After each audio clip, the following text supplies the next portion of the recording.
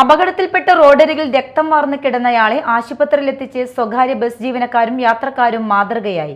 കൃഷ്ണൻകൊട്ട Chalakudy റൂട്ടിലോടുന്ന Maria Motors എന്ന ബസ്സിലെ ജീവനക്കാരാണ് കൃത്യസമയത്തെ ഇടപെടലിലൂടെ ഒരു മനുഷ്യജീവന്റെ രക്ഷകരായത്.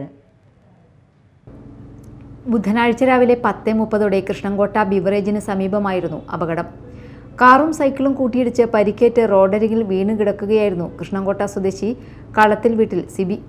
ഈ സമയത്ത് ഇതുവഴി സർവീസ് നടത്തുന്നതിനിടെ എത്തിയ Maria Motors bus driver Tom തോട്ടത്തിലും കണ്ടക്ടർ ജോണിയും സിബിയെ ബസ്സിനുള്ളിലേക്ക് കയറ്റി മാളയിലെ സ്വകാര്യ ആശുപത്രിയിൽ എത്തിച്ചു.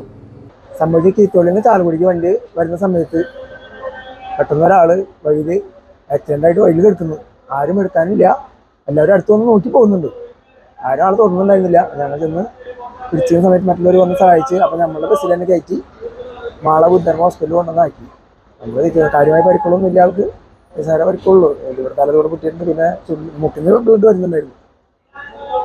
അങ്ങനെ അവിടെയുള്ള ആൾക്കാരെ ഏൽപ്പിച്ച് നമ്മൾ അടുത്തടുത്ത് പോകും. ബസ്സിലെ യാത്രക്കാരും ബസ് ജീവനക്കാർക്ക് പൂർണ്ണ പിന്തുണയുമായി ഒപ്പം നിന്നു.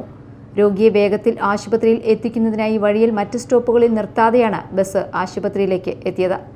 തലയ്ക്ക് പരിക്കേറ്റ ഇയാളെ കൃത്യസമയത്ത് ആശുപത്രിയിൽ എത്തിക്കാൻ കഴിഞ്ഞതിനാൽ നില മെച്ചപ്പെട്ടതായി ആശുപത്രി അധികൃതർ അറിയിച്ചു. Media time, Mala.